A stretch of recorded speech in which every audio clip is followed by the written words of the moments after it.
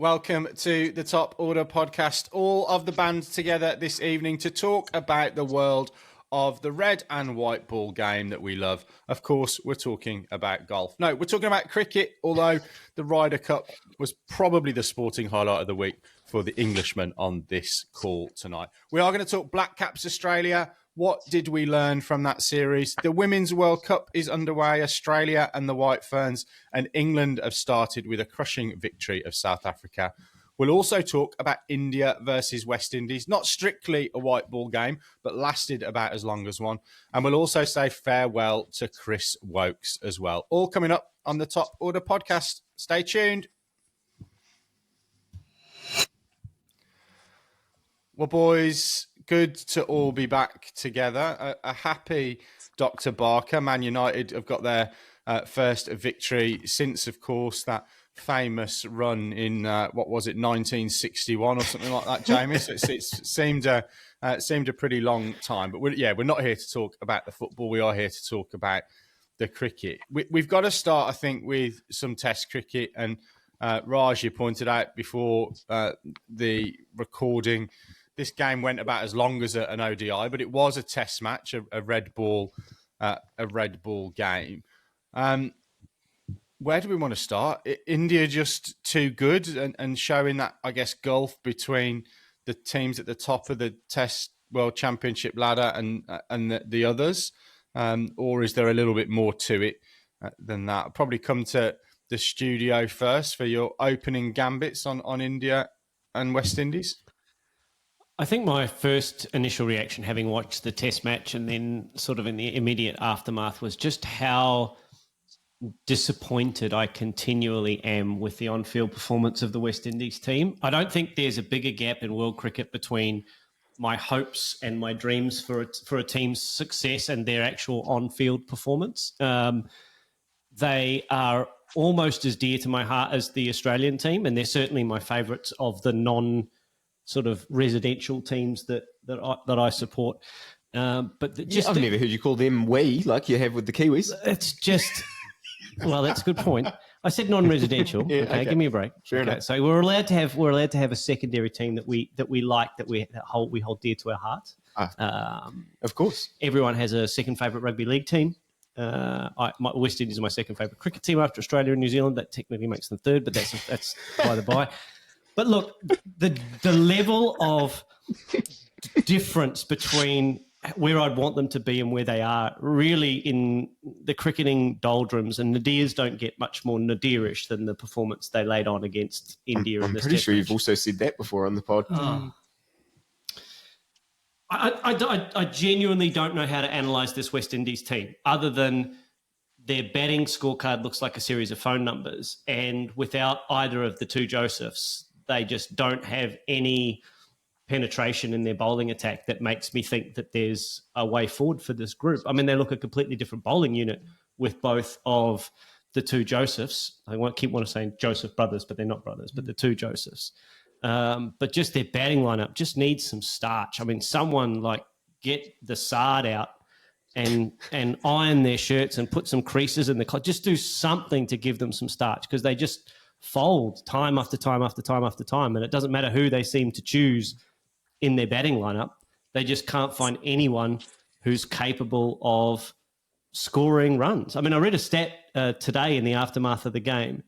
There's been 200s at the top of the order for the West Indies since 2013.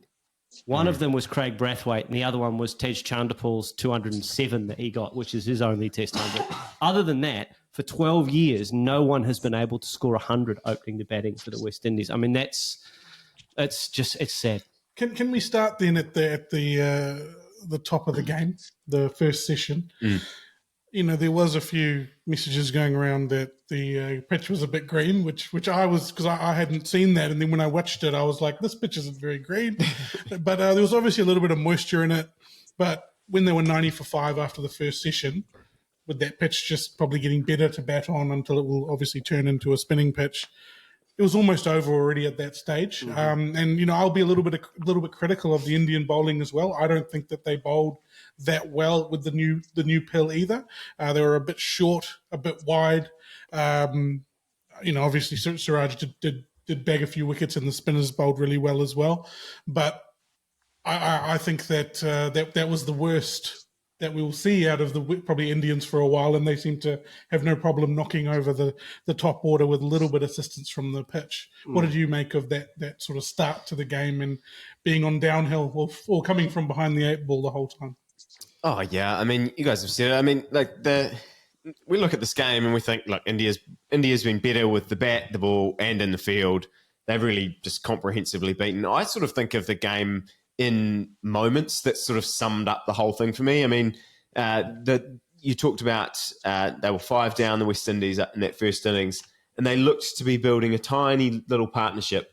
And then, like, India just kind of does what they do, throw the ball to Jasprit Bumrah, and he comes in and just knocks over Greaves, and like with an unbelievable Yorker, and you're kind of like, okay, like this is a different class here. Like, we're watching bowlers that are at the top of their game and batters that just aren't.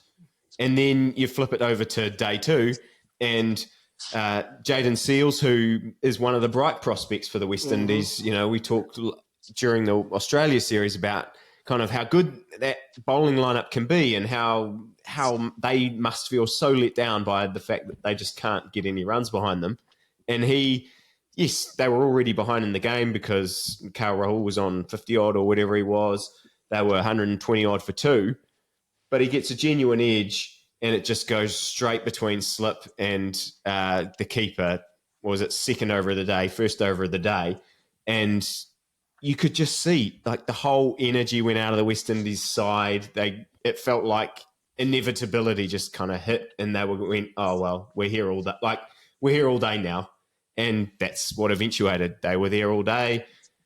I mean, you guys talked about it on our Slack channel.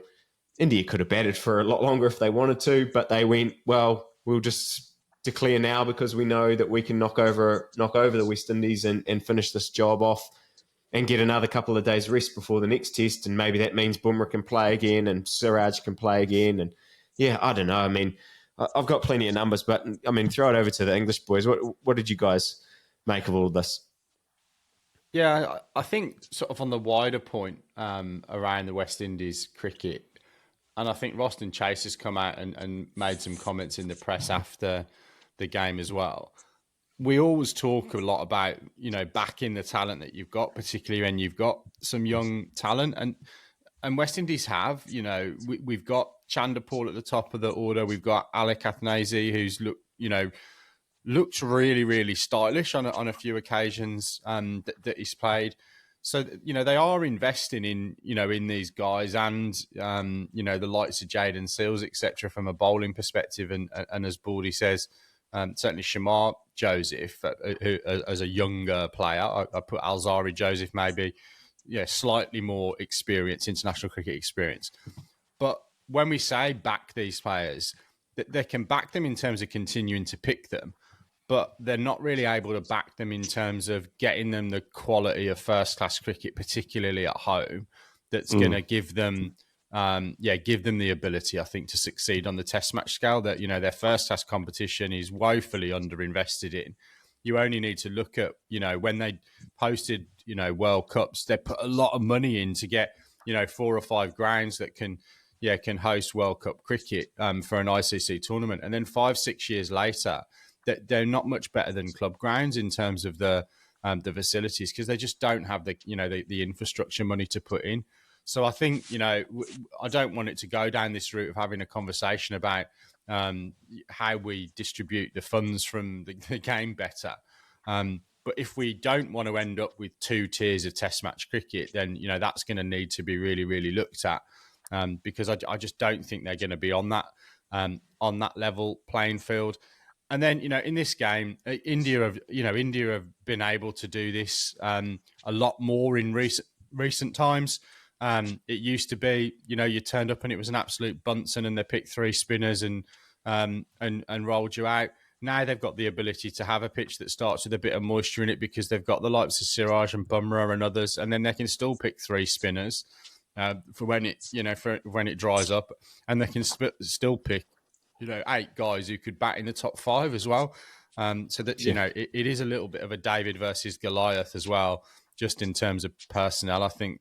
But yeah, other than probably some of your dissatisfaction with the declaration, boys, it's the kind of perfect performance from India, really.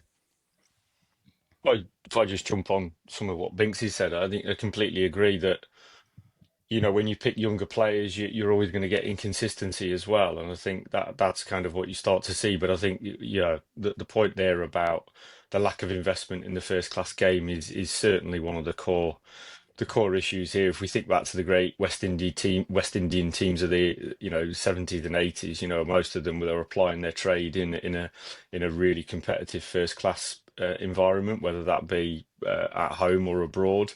And you then start to see that manifest in terms of their national team.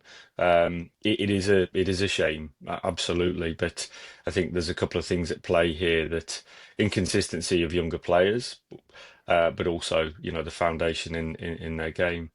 And I think it also means that India are, as Binksy says, are becoming even more formidable now in terms of their approach, because it would have been, big Bunsen burner, but now they've got kind of lots of bases covered in terms of how they can play Test cricket, which means it's even more formidable to go there and actually get a result, I think. Because I think we probably, as disappointed as we are in the West Indies, there's a couple of Indian players that I think we should shout out. But before we do that, Baldy, you were talking just before about the West Indies stats. So I went back to February 2023, to kind of look how dire it's been for the West Indies in terms of their... I don't really want to hear this, do I? For their batting, 38 innings they've had as a team since then. They obviously got the 27 all out. They had one innings where they scored 76 for 2, just in a drawn game.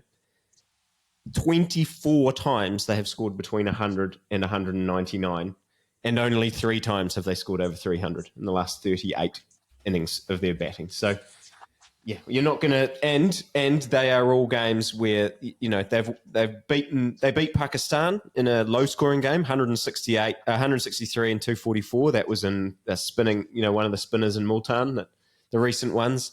They scored 311 in the second innings at the Gabba when they won that game, and they scored 450 for 9 in North Sound when they beat Bangladesh. But yeah, it's been grim. So yeah, I'm not expecting that we'll see much better. I did think maybe if we look to the New Zealand series, there are players in that team that I think will do a lot better in New Zealand, more around the bowling lineups. People like Seals, I think, will be quite dangerous over here in our conditions.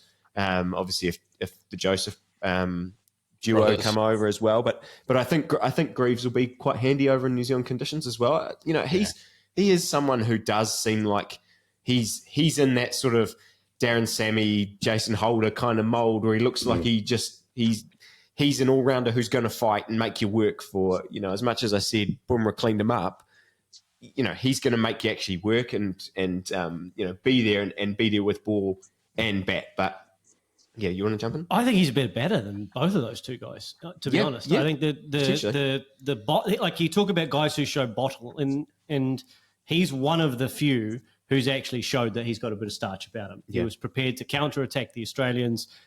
He's prepared to go hard against the opposition when the opposition are on top. I think he's one of the bright sparks in this West Indies team. But like honestly, I come on this pod every 3 months and I try and talk up how excited I am about West Indies cricket. They've got to show us something more than they showed us in this Test match. They've got to figure out a way, Raj, to regroup and give a better account of themselves in the second Test. Yeah, those stats are fairly damning of them. It'll be interesting to see what other teams around the world have done in similar times. I'm sure there will be some that are almost as dire, but not great. Well, what I didn't like, just to draw a line under it for me around the West Indian performance, was I think that they could have done more from a strategic perspective. You mentioned that start of day 2 when Rahul nicked off, they didn't have someone at first slip. They had a second slip floating in there. That's not good. That's not good sort of foundational cricket sort of strategy. And they just went down from there. Their bowling looked like they were just waiting for India to give them a chance. And then when it came to their batting, I don't know what they were trying to do. There was a lot of talk about the New Zealand series in the lead up to this, in terms of how New Zealand beat India and employing a sweep strategy. they did kind of try to do that. They didn't quite execute it as well as they could have. But I think going into the second test, that's definitely what I want to see from them, is a more clearer strategic direction, and then that'll help them execute. But there was a lot of positives, a lot of positives for the Indians. Maybe let's go down that road. Yeah, Lip, you mentioned that positives for the Indians, and obviously from a bowling perspective, Seamer started quite well in that first innings, and Kuldeep Yadav, who I know you'd be really happy to see playing. I was really pleased to see Dhruv Jurel get some runs and batting at 5 as well. His opportunities will probably be quite limited, you would suggest, once Rishabh Pant's foot's back to full fitness, but. What else caught the eye? How pleased were you with the spinners? I'll talk to the bowling because I know Raj probably when Raj and I last spoke, Raj was talking highly of Jurel and saying he's going to get more chances soon, and there he did get a chance and scored 100. So you can talk about him, Raj. But yeah, I mean, obviously delighted to see Kuldeep play. I mean, we're calling that whole India England series for more opportunities to see him bowl at test level, and it's fantastic. I mean, the ball that he bowled, I love the ball that he bowled in the second innings to Roston Chase, the one that sort of, pitches, looks like it's going to turn. I don't think it was quite a wrong, and it was more of a just sort of skidded on. Chase just played down the wrong line, hits sort of the side of off stump. Yeah, when he bowls at the right pace, Kuldeep Yadav, he's just so threatening. And I mean, to Raj's point around how they attacked the batting in general, I think we do have to give the seamers some credit for knocking off the top. I think that made it really tough, at least for the New Zealanders. I think what they were able to do well was, for the most part, kind of not lose too many wickets early on, and it meant that the better players of spin, the likes of Tom Latham, the likes of Daryl Mitchell were at the crease, when those spinners came on, whereas for India, Siraj was knocking wickets off at the top. You've always got the threat of Bumrah. So when spin came on, I mean, obviously spin came on quite early in that second innings. But I think that's what they've got to be looking at. They've got to be looking at, can we keep our best players of spin to face the spin bowlers? So, yeah, look, again, I don't want to go back down into the West Indies struggles, but yeah, the unit that the Indian bowling lineup have is fantastic. And as you say, the fact that they've got, I mean, we talked a couple of weeks ago about the all-round depth that they have in terms of their white ball cricket, with the likes of Akshar Patel and Hardik Pandya. It's the same here when we look at Washington Sundar, Ravi Jadeja. Jadeja just continues to, I feel like he's getting better and better with the bat. We're sort of going, well, when was he going to retire? When some of these other guys started to drop off, but he looks even better now with the bat than he did before. So, yeah, I mean, if he could just transition into that mode, we could see him around for a few more years if he wants to keep doing that. So, and I think he's played 86, 87 tests, something like that. Now I can't remember the exact stat, but 11 man of the match performances now puts him second all time, only behind Sachin, who has 14 in 200 test matches for India. So look, his ability to turn a game with bat and or ball, almost second to none. And I don't think he really gets the plaudits that he deserves. I mean, we've talked about this test match for 18 minutes now without once mentioning the man of the match who got like 104 5 wickets in the second innings. So he just continues to go about the business. He's getting maybe not better with age, but at 36 years of age is still a proven match winner at test level. And look, a lot of the detractors will say he just dumps the ball into the middle of the wicket and allows the pitch to do things. It didn't do as much for him in this test. He beguiled the West Indian batters out as poor as they were. So, look, you can't give a guy like Jadeja too much credit in that scenario. Yeah, what I liked, the stark difference between the two sort of batting lineups was how India just absolutely did not let the spinners settle. Mm-hmm. They were coming down the wicket, hitting it. Ravi Jadeja was hitting them massive sixes straight down the ground. But the way that Jurel came down the wicket, the way that KL Rahul and Gill came down the wicket, they were coming down playing great cricket shots, just not letting the ball sort of do anything, smothering that spin. I think they did a great job. That 206 run partnership came at a very timely time. There was a couple of wickets that fell there where anything could have happened, but I really like the look of Dhruv Jurel. He's averaging 50 in first class cricket. He has a technique that will translate to runs all around the world, not just at home. And he's great with the gloves. I believe. I'm not qualified to talk about how good someone is with the gloves, but he looks to be the goods. And the fact is here that Washington Sundar and Nitish Kumar Reddy didn't bat at all. Those guys can score runs as well. Nitish Kumar Reddy, he just came to get dressed every morning. I'm not sure. It was quite unfortunate he didn't get to play much of a role, but his fielding was fantastic. All the Indians' fielding was fantastic, actually. But I was very, very impressed with that 200-run partnership, the fifth wicket in the first innings for India. Can I throw this out there? Is it possible that a guy like Dhruv Jurel, who could take the gloves for India in a test match and relieve Punt of the uppy-downy running back and forth to the stumps work and would allow Punt to maybe stand at first slip all day, could that elongate Rishabh Punt's career and solve a bit of a problem here at the moment that India kind of have where they don't really know who their number 3 kind of is? Give Sudarshan a bit of a run here. Look, I hear what you're saying and I agree with you, but if you want the best out of Rishabh Punt over a long period of time, does Dhruv Jurel kind of half solve that problem for you? I don't know. It's just a thought that occurred to me as you were singing his praises, right? The thing is that both of those guys, Rishabh Punt and Dhruv Jurel, can both bat in that lineup without the gloves. I think that they're good enough to play in that Indian batting lineup as a batsman.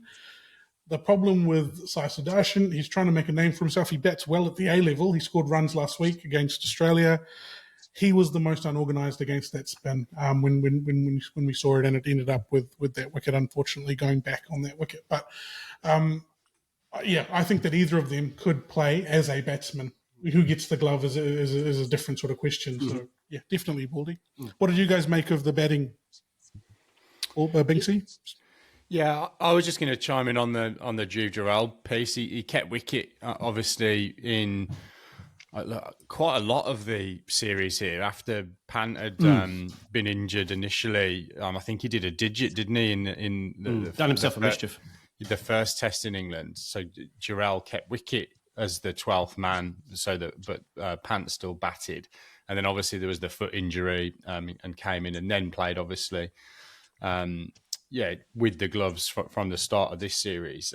I agree. I think Sudarshan's got to be looking over his shoulder because I think Dhruv Jurel, as you mentioned, his technique really would allow him to probably bat 3.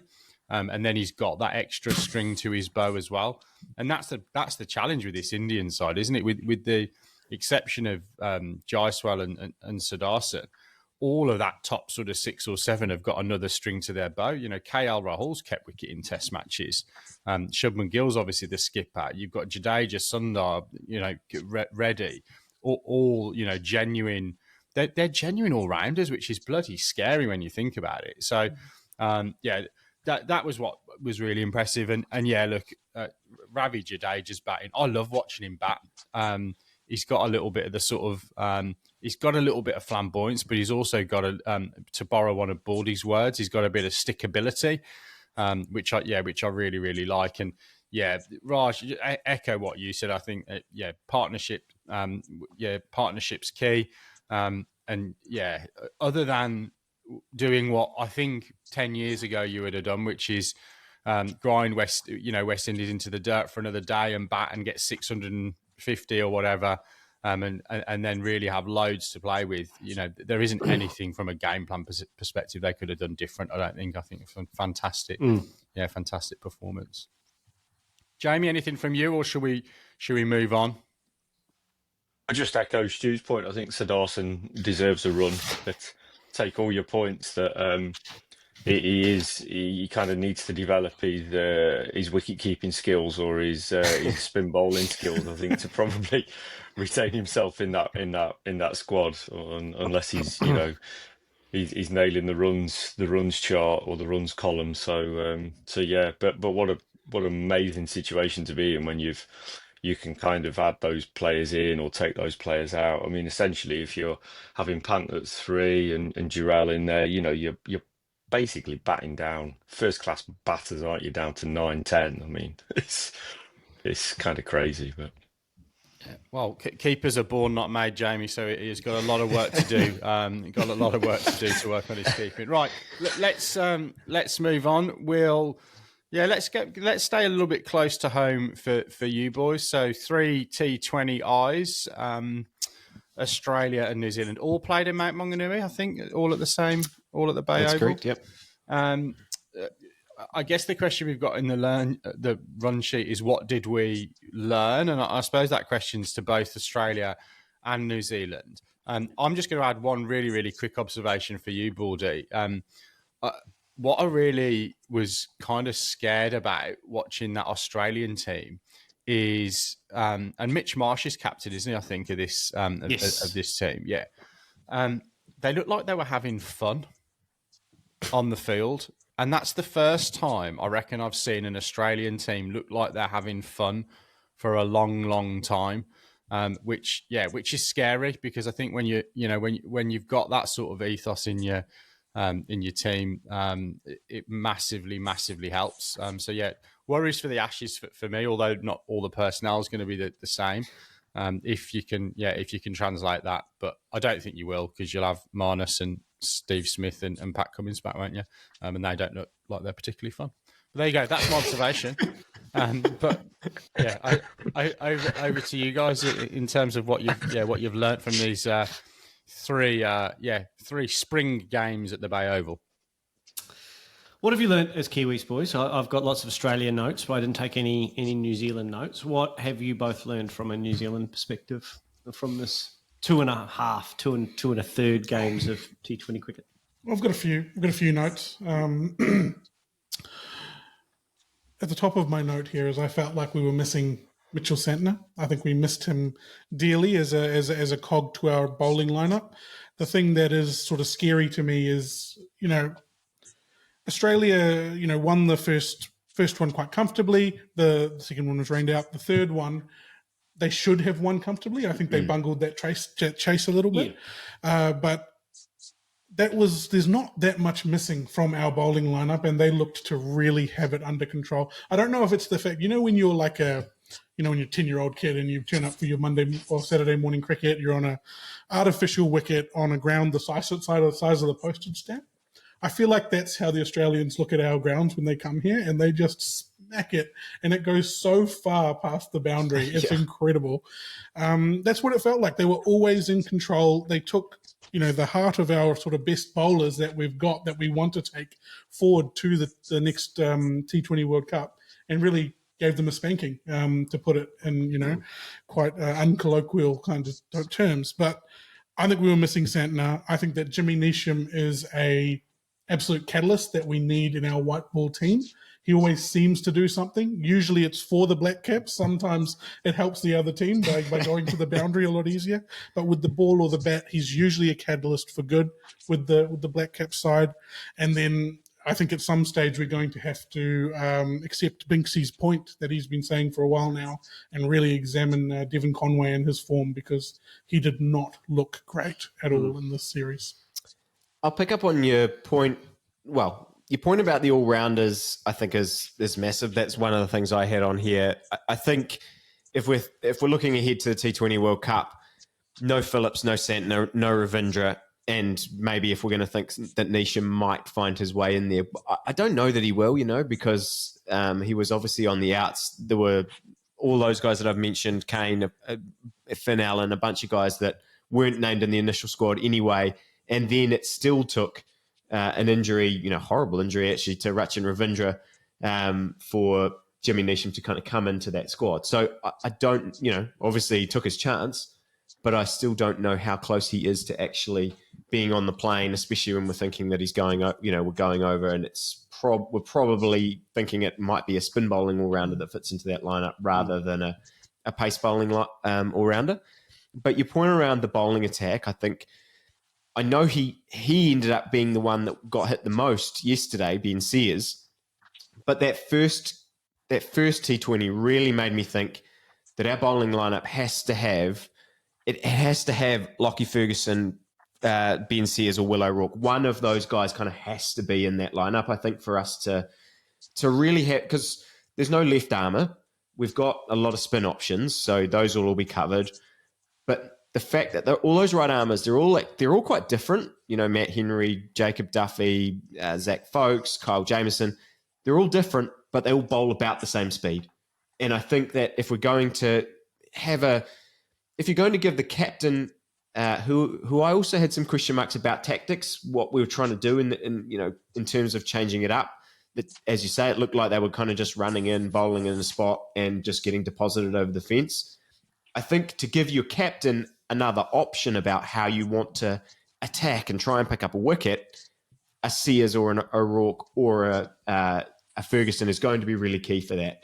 So, yeah, we don't know how O'Rourke's going to come through this injury that he's got. We don't know what's happening with Lockie Ferguson in terms of how fit he'll be by the start of that tournament. Does Adam Milne fit into that category? Maybe. I mean, if none of those guys are fit, then he's kind of next cab off the rank there in terms of speed. I mean, Duffy got up to, him and Henry, I thought they were both fine. Duffy got up to 140 odd, the ball that he dismissed Travis Head, but they just don't have that extra little bit. And I do think that is, we see it all around the world in T20 cricket. It's important.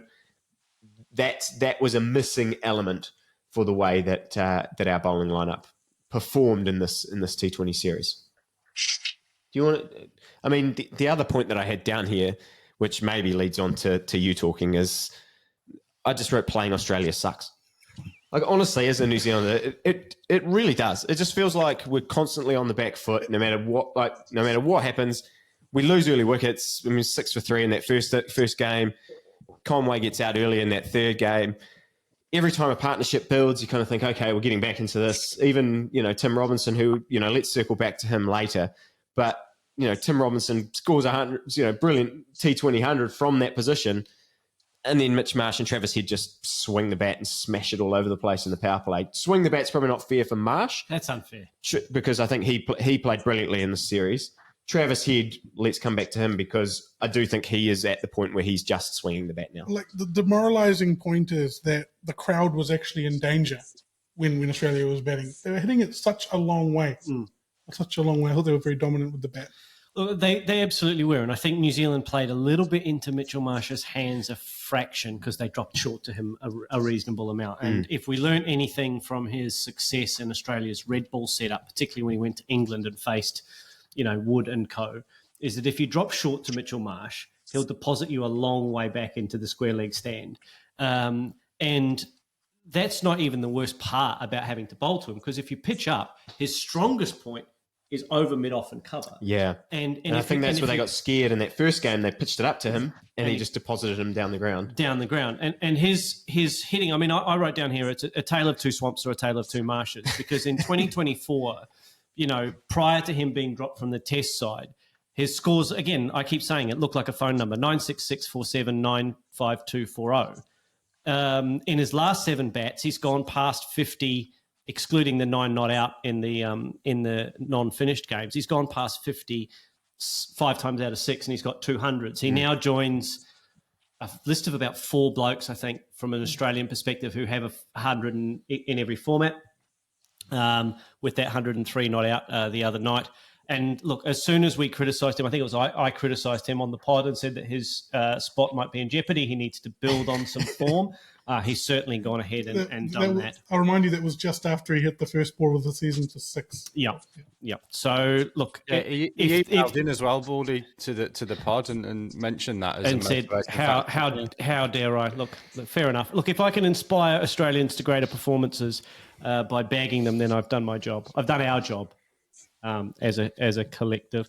The only other thing that I learnt this week that I didn't already know was that I've got an answer to the why is Adam Zampa so flaky as an outfielder question.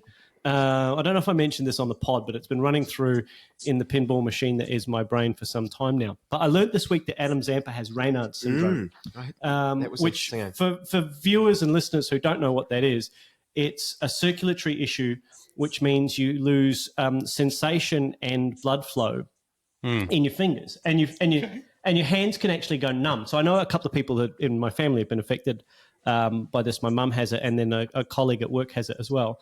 And your hands can go like purple, particularly in the cold, and you can lose feeling, particularly in your fingers, but also in your whole hand at times. So it doesn't surprise me now, knowing that fact, that when you watch Adam Zampa in the outfield and he occasionally drops the odd catch in the outfield down at third man or misfields a ball on the boundary, it's probably because, it could in fact be because, he can't feel his hands at that point. Because as soon as you go down on the boundary, your hands get a bit cold, you've got to stuff them in your pockets or in your jumper or whatever. So that's what I learnt this week, that there is a reason for Adam Zampa being a little bit inconsistent in the outfield for Australia. I feel like you're letting him off a little bit. I am a little bit. He's apparently an excellent barista. Maybe he should just make himself a coffee and carry that around to keep the hands warm. Just carry it in a little thermos around. Well, no, if you put it in around a the boundary. thermos, it wouldn't keep his hands warm, would it? Because It's a fair point. it's the inside of the thermos that keeps. Anyway, let's not go into that. Maybe It would be a he very should good carry idea around if the your thermos and burned your hand, would it? Just Well, keep the coffee keep his warm. hands in the thermos. Keep the hands in the thermos. That'll keep them. like- Look, what did I learn from an Australian perspective? This is the most dynamic T20 batting lineup we've had in some time. We've got a couple of guys to come back, Inglis to come back into that team, Maxwell potentially to come back into that team. I really like the way that we're shaping up from a dynamic batting perspective. We've got lots and lots of options. I don't mind our backup bowling now. I was a little bit down on our backup bowling options in Bartlett and Ellis in particular, but I actually like what Bartlett's been doing. Dwarshuis is going to be who he is. He's just going to be workmanlike. But I really like the way that we're building towards this T20 World Cup. We need to get another spinner. I'm not sure if Kuhneman's our best option, but he seems to be the preferred at the moment. But we do need to find a second genuine spinner.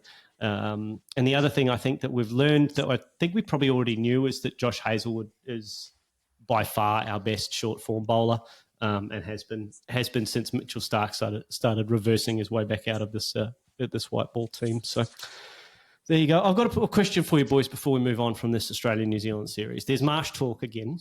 There's Marsh Red Bull talk again. Do we think this is real, or do we think this is just sort of pre-Ashes media beat up? He said no in a press conference. I Have you would seen agree. that? Yeah, I have. Yeah, he said no. Look, I wrote down here how desperate is George Bailey, because the form is good, Very. but very good. Oh, that but I wasn't have a question. 15. Oh no, sorry. Well, is he in the top 5 candidates? Do you think for George Bailey for the summer? What would have to happen before? Who is he replacing? Any of the top 3? Oh no, No. Oh, fair enough. I thought you meant down the order. Well, if you do that, then the other guys have to go to the top of the order, and none of the 4, 5, 6 want to do that. So it has to be in the top 3. Do you think that he has the technique to bat in the top 3 in Test cricket? I'll say this: if England come to Australia with a short ball barrage plan, this was in a Cricinfo article, so I can't take credit for this, but the Cricinfo article basically said if England come to Australia and bowl short at Australia in Brisbane and Perth, and do over Khawaja and do over Constas and do over whoever bats at 3, then I think Australia might consider him, because he's a good player of short pitch bowling. Can't bowl short to Mitch Marsh. And look, in England, when he scored that 100, they did bowl short to him and he did smash it. So particularly at Headingley, I think he played particularly well there. So I think that's the only scenario that they'd think it. But like on this other piece of paper, I've written down my Shield Watch numbers, and I've written down 14 names on a depth chart here of who's going to bat in the top 3 for Australia. And Marsh, M full stop is not on that list of 14 names. Bradman must be on it, mustn't he? He's not. He's not. But I tell you what, if he was First class numbers are good. if he was around, I'll take him. Absolutely, I'll take Get him. him in the black book. He was fairly consistent. Yeah. Would England, on that basis though, Baldy, if England bomb out the top order bowling short and they bring Mitch Marsh in, wouldn't we just bowl full? That's a good point. I'm not saying it's the best plan, but I mean, desperate selectors do desperate things sometimes. Yes. And so who knows what George Bailey is going to do? Right. Before we do move on from a New Zealand point of view, I will, because we probably haven't mentioned enough, that Tim Robinson 100 I think was very, very impressive, and he did himself no harm in terms of putting himself in the mix for this T20 World Cup. And yeah, I mean, you'd have to think he's maybe ahead of Conway now in terms of where they all are starting to stack themselves up. I think the thing I like most about him is when you hear Tim Robinson talk. He seems. I mean, some of those guys love being on the. Seems like Glenn Phillips loves being on the mic. Tim Robinson seems to be the same. And even yesterday he was on the mic and they were chatting to him about what if a high catch comes up in the final moments of the game, and he's like, absolutely, that's where I want to be. I want to be the guy in that moment, and I want to be the person who's in there in the big moments of the game. And yes, that's only talk, but You mentioned that it sucks playing Australia as a Kiwi, and I think he personifies the goodness of that, the other side of that, where we looked at these batsmen at the start of the innings in the power play. The first match we were 6 for 3. This match we were struggling. The amount of plays and misses, the amount of times we got hit on the body or edged the ball behind the stumps. He's the only one who came out and started to hit it right from the beginning, and he looked like he did. He wasn't. Everyone else felt like half a second behind the play, whereas he didn't. So I'll give him that, and he looked really good. He got a lot of assistance. There was some fielding that went his way in that 100, but he did his job, and he played what was in front of him, and he did a great 100. Gave us a chance. Yeah. Yep. Absolutely. And I mean to your point around the aggression, I think I think we're seeing that New Zealand is just going to keep going in those situations. I think we are seeing a mindset shift in terms of how we're going to play our T20 cricket. I don't think we'll go back to the days where we look at a scoreboard and go, we're in a bit of trouble with 6 for 3. Let's get to 150. I think they looked at that now and exactly in that game and went, we've got to try and get more than that. But I'll tell you, that rain in the third one came at exactly the right time. If that rain didn't come, 4 overs later, we would have been in a very similar position. Yeah. We got off the field, we had a think about it, and came out and tried to smack the ball out of the park. And we needed that. That's how we should be playing our cricket. Yep. The other point I have is Matt Henry's moustache. Please keep that. That was absolutely elite. I couldn't recognise him with the helmet on, and that's what's so fantastic about it. It wasn't big enough and overwhelming enough on his face. You had to kind of look at it and go, there it is. So I don't know how long he's been growing it. He's not someone who grows a moustache. This has been the biggest thing moving back to the Northern Hemisphere. Is I looked down at the Southern Hemisphere at how shit the moustaches are, like, and that is a shit one. It really is. It's Travis Head. It's awful. It's awful. It's like a Dastardly and Muttley, if you remember that. Anyway.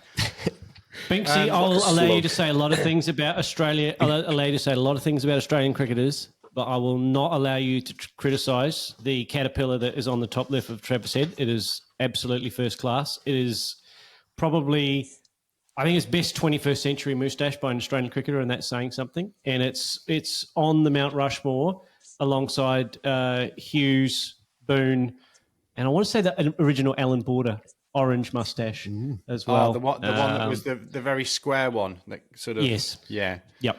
Yeah. But also, Binksy, you're talking like you get, recognised as a lumberjack every week. Yeah. Let's move on. Can I just ask a quick question? What's happened to Finn Allen? Injury. Right. Yeah. Okay. We are very hopeful he'll be back soon, because I think he would have played if he was. I think he would have played, and I think he'll make some of these questions that we're talking about interesting if he can get himself in that mix as well. So, yeah. Very good. Right, some more misery for you Kiwi boys when it comes to Australian cricket. Let's move to the Women's World Cup, 4 or 5 games in, a pretty decent 89-run victory for the Australian women against New Zealand. Baldy, I know you'll want to talk about this, but some great batting performances, none less, from Ash Gardner in the middle order, 115 off 83 rocks, as they say, down in Australia. No moustaches on show here, and look, a really, really good, really, really good performance from the Australian women.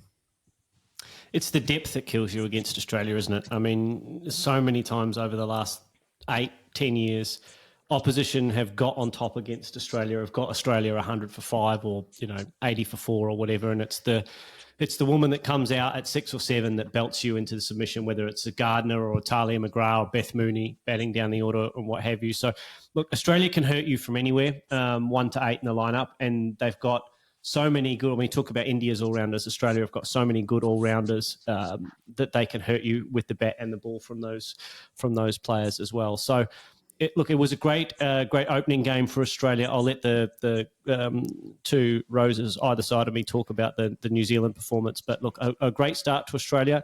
Sadly, the Sri Lanka game rained off without a ball being bowled.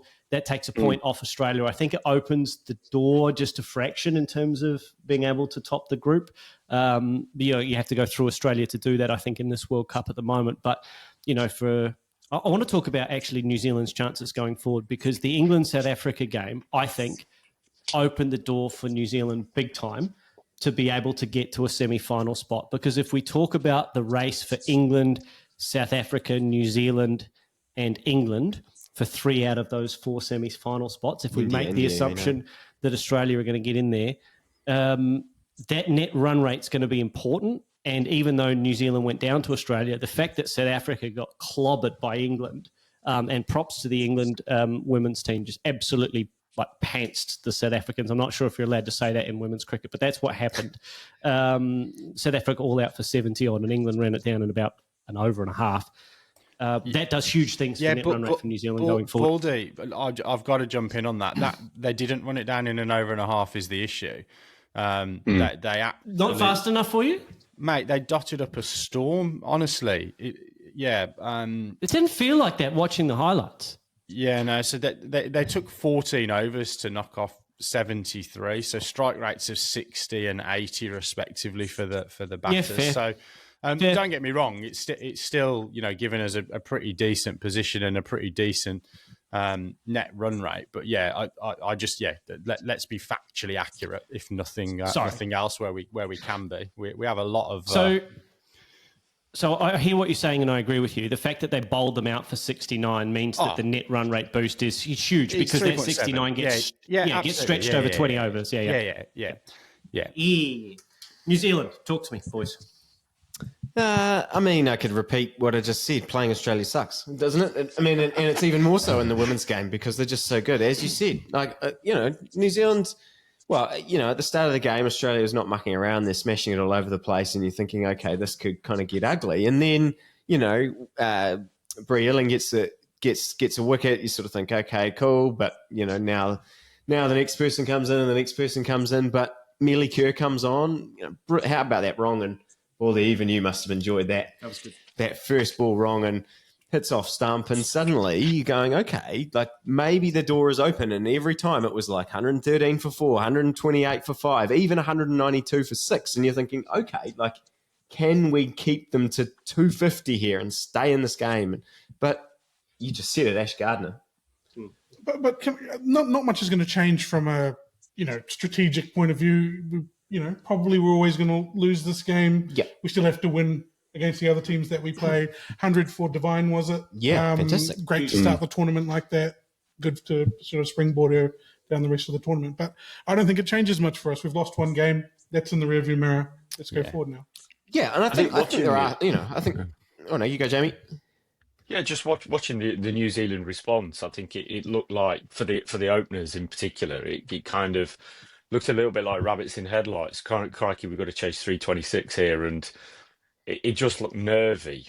And it's difficult to know why that's occurred. Is it because of the scoreboard pressure? Is it because it's, Australia? What is it? But I think it's always going to be tricky when you've got your openers that are probably feeling the same way, and it just didn't look comfortable for the limited time that the openers were out there, I guess, and led to some poor decision making in terms of a run out as well. So chasing 326 is always going to be difficult, but I thought it was interesting in terms of the body language. It just of those openers in particular, it kind of set the tone, I guess, which was even perhaps more remarkable with Devine with the 100. The response that was kind of really great sort of counter response to what was a really difficult start. But there were just some thoughts I had in terms of that response, I guess.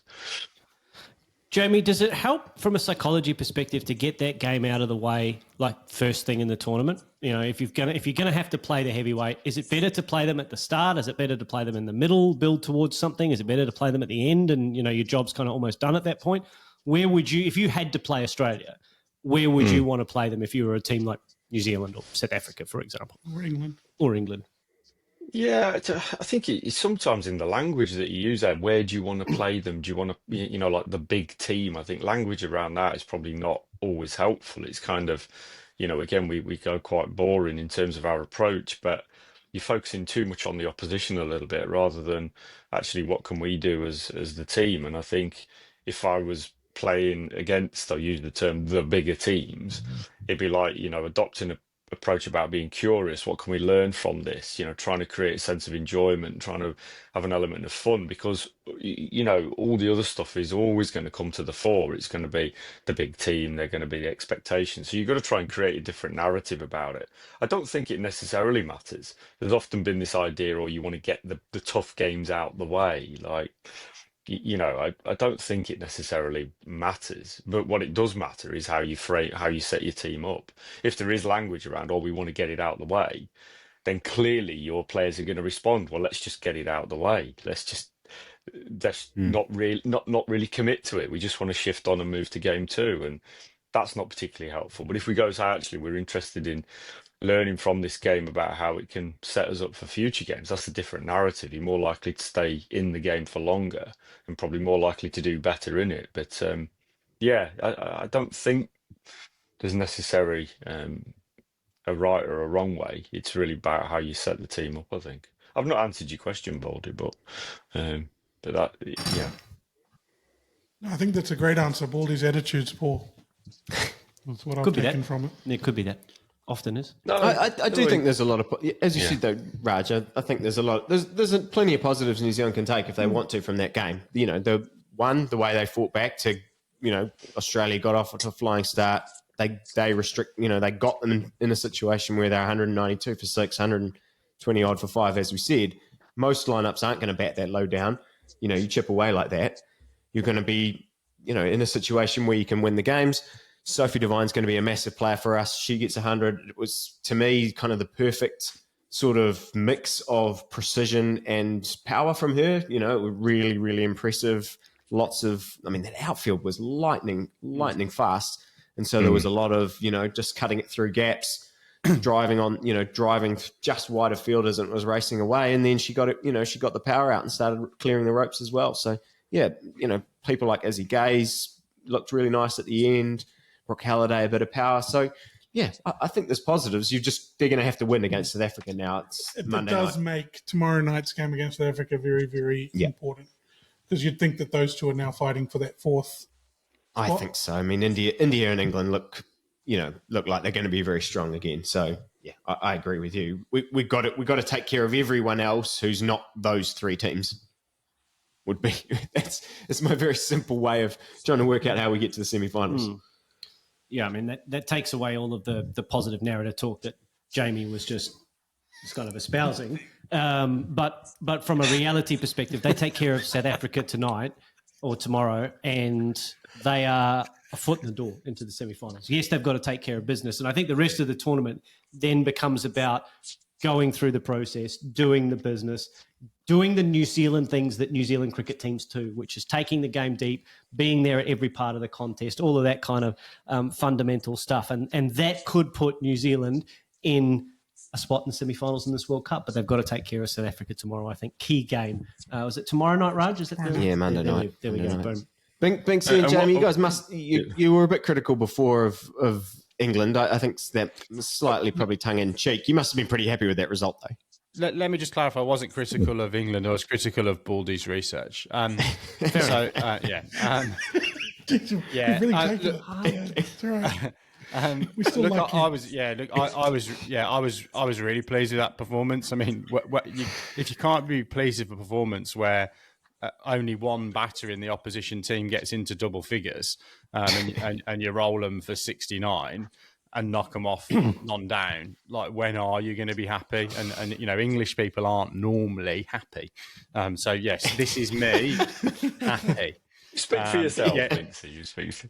Just look brilliant performance. And look, I think what I really like about this England team is I think Charlotte Edwards has come in and she's not afraid to ruffle a few feathers. Is coming off the back of a little bit of criticism in the last World Cup from the England women around fitness and fielding standards and things like that, and she's taken to improve those things. She's made a couple of big calls. She's left out Kate Cross from this squad, who's been one of England's stalwarts for the last sort of 10, 12 years or whatever, and has gone with the likes of Lauren Bell. And Lindsay Smith and Lauren Filer, a little bit of pace in that lineup now. And then we've had for a little while, I think, 2 or 3 really good spin options. Sophie Eccleston and Charlie Dean in this game. I've just been really pleased with the way that we've shaped up. I think we haven't seen it yet, but I think we'll see Heather Knight a little bit sort of unshackled from not having the captaincy, a little bit like Joe Root probably felt the weight of the world on his shoulders, a little bit of skipper. Heather Knight did it for a long time. Now she's just back in the ranks, going to bat. I think would have batted 3 in this game, and Nat Sitterbrunt would have come in at 4. We'll see whether that was the lineup. So look, a really good start, puts us in good position with the run rate as we've talked about. Now about us controlling the controllables throughout the course of the rest of the tournament. But I'd be really disappointed if we didn't make the semis. Based not only on this showing, but just on where we've shaped up in the last little while leading into this tournament. Jamie, I don't know if you'd agree, have different thoughts. Yeah, the only downside of winning like that is that you've only had 2 of your top order actually have game time. And therefore, if the lower order or the middle and lower order are called upon, it's kind of like, okay, we've won a game, we've run it really well, okay, but we've not necessarily had a go. I guess that's, but that is me being, you can't control that. You ultimately you want to go out there and win the game, and they've destroyed South Africa. But I guess, you just kind of want to give everybody a touch of the ball early, don't you? I suppose in football parlance. But yeah, ideal response. The team's looking strong. I think some of the changes that Binksy says that they've made are positive. I think there's perhaps a different narrative around the team as well at the moment, which is good. And the net run rate, 3.7 is going to be a real sort of money in the bank, I think, going into those next few games.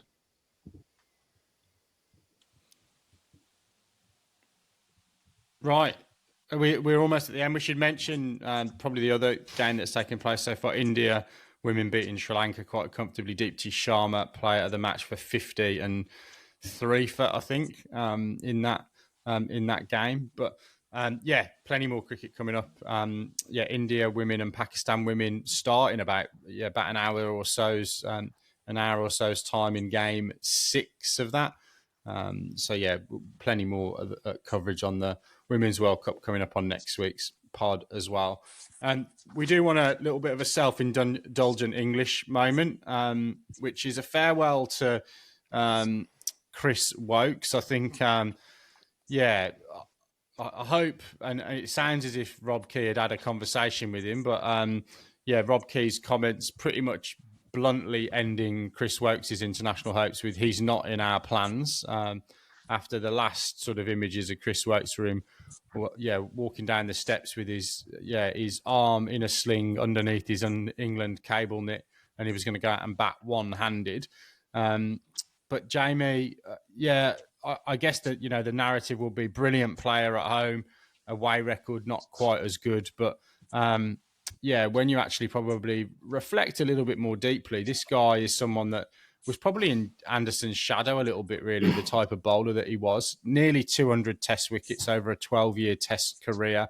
Good enough to get on the honours board at Lord's with the batting and the bowling. Career average, just under 30 with the ball. And a double World Cup winner as well, in the side that won that 2019 World Cup and also the 2022 T20 World Cup in that final at the MCG. Farewell to the Walmley Wizard. The boy from Birmingham's done pretty good. Jamie, thoughts on Chris Woakes' career? Yeah, I mean, probably underappreciated, I guess, because he's perhaps lived in the shadow of Anderson as a bowler. But I think every time he's been called upon and he's played, he's been in a Manchester United term, he's been a Dennis Irwin. Was always kind of an 8 out of 10 on most weeks of the team sheet, and I think that's probably the biggest kudos or compliment that perhaps people could give him, is that he was always consistent. I think, was it harsh to say he struggled overseas? Maybe his style of bowling wasn't always conducive to conditions or pills that didn't necessarily have the same seam as the Duke. But that's not, maybe we shouldn't hold that against him. It's just kind of that's just kind of how it was and who he was. But I've always been massively impressed with him. I think he's contributed. I think he's always gone about his business in a really professional manner. I think he's probably the nicest bowler that you would perhaps ever see. I don't think I've ever seen him have a run in with any batter. And I've often thought if he could have been a little bit more aggressive, would he have got a bit more out of it? I don't know, but I've always felt he's conducted himself impeccably. I think the way that England do this stuff now, we don't know the inner workings of it, but on the outside it seems quite brutal about how they make decisions about players' careers. Listening to Woakes the other day, he sort of indicated that he felt he's still got a lot to offer, and I don't think he meant just domestically. I think he meant internationally. So I guess no one's ever going to agree that they're not being selected, but it did feel like maybe he didn't agree necessarily with the decision. But you'd like to think that those conversations have obviously been had rather than him just get it in a text message or whatever. But yeah, I think those are my thoughts. I got slightly disappointed for him, I think, because maybe I was just being quite sentimental, but I thought he might have another swan song, whether that be overseas or abroad for England. As a sort of not necessarily a farewell, but I did think he might play early part of the summer next year if he didn't go to Australia. So yeah, slightly disappointed for him, I guess. Yeah, I think Jay. I think he did an interview on Sky Sports this week, and I think he did allude to the fact that Brendan McCullum and Rob Key had spoken to him. And I think it was just the way that it probably came out in that press conference that sounded quite brutal. But he also, I think, alluded to the fact that, it wasn't really his decision to have retired from international cricket. He was sort of told that was the case. And then, I guess from there, he needs to decide whether he retires so he can get the no objection certificates to go off and play in franchise stuff, and that's probably obviously the choice that he's then taken. I just hope he goes and makes some coin in the T20 on the T20 circuit, which I think he will. He's a canny enough operator with the ball, and no mug with the bat, and a decent fielder as well. So I hope he gets that little retirement fund bolstered. Anything from you boys before we throw to Baldy for his? He does this occasionally, doesn't he? He tells us he's got something for the end of the pod. Won't tell us what it is, but we'll let him lead into that. Unless you've got any thoughts on the Wizard. No, I think nothing from me. I think you guys have summed it up very nicely. Nice little epilogue to his career there. Oh, all yours, Baldy. Right. Get the black books out, everyone. We've got another name to add to the black book. Australian Under-19 World Cup winner Harjit Singh has lit the Sydney grade cricketing world on fire. And if you're living under a rock and you don't know what's happened in Sydney grade cricket on the weekend, let me fill you in. So Harjit Singh, the Under-19 World Cup winner, I think he's top scored in the final, made about 55 off 60 balls, something like that. Came in the 11th over. And look, he got 100. off 74 balls, which is no mean feat. But then from the next 67 balls he faced, he scored another 214 runs for a total of 314 in a one-day game. Now, that puts him third all-time on the Sydney grade cricket, both one-day and longer form lists, and smashes the record that was set by Jason Floros in 2018 by about 100 runs. So he scored a triple century in a one-day game. And as I said, scored 214 off 67 balls. He's been working on his power hitting, which is good to see. Managed a lazy 35 sixes in his innings, and lost about $2,000 worth of kookaburras in the process. Those 35 sixes, by the way, about one ball these days. Yeah, I think it's two or three balls lost. The 35 sixes beats a record that stood for 117 years. So Victor Trumper, last person to hold the record for most sixes in a Sydney Premier Grade match, 22 in 1908-09. Now, considering how small the bats were back in 1908, he must have absolutely belted the casing off it. But there you go, one to add to the Black Book. Harjit Singh, yet another, actually, I think that we're approaching a generation of cricketers to come out of that Under-19 World Cup that we might see a few of in first class and international cricket going forward. I mean, we've already seen Connolly and Constas and a few others, but we might see his name, Harjit Singh, in first class cricket. Suryavanshi made a bit more of an impact. Baldy, can I ask a question? Does your research go as deep as were there any notable bowlers in the opposition? Because I'm just if someone can get 300 in Sydney grade cricket, I'm licking my lips that the standard of Sydney grade cricket must be diminished, and therefore England's chances of winning Ashes moving forward must be much, much higher. To be fair, I did see like the highlights come across my socials, and I thought, man, that Monday night cricket in Australia is really, really good. But obviously this was grade cricket, and he looked very, very powerful. Any big bash buzz, perhaps? So he was told by the New South Wales selectors, because he hasn't made a first-class debut yet, but he was told by the New South Wales selectors that if he wants to be considered for Sheffield Shield and higher honours, he needs to go out and make runs. So I feel like he's well on his way to ticking that box. I mean, he's already made more in that one innings than I made all of last season and the season before that. Still only counts as 100. It still only counts as 100, unfortunately. So he's going to have to go out and do that again next week. So there you go. Keep an eye out for Harjit Singh, and also keep an eye out for Charlie Taylor, under 15 kiddie from the UK, made the under 19 World Cup squad. My spies tell me. So if you're that young making World Cup squads, well, there's big things ahead of you.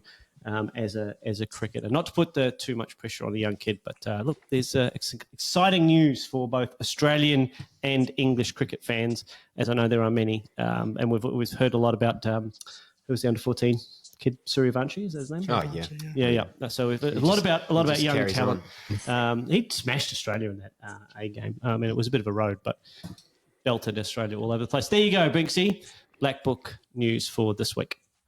Very good. Well, I don't know how you finish after that.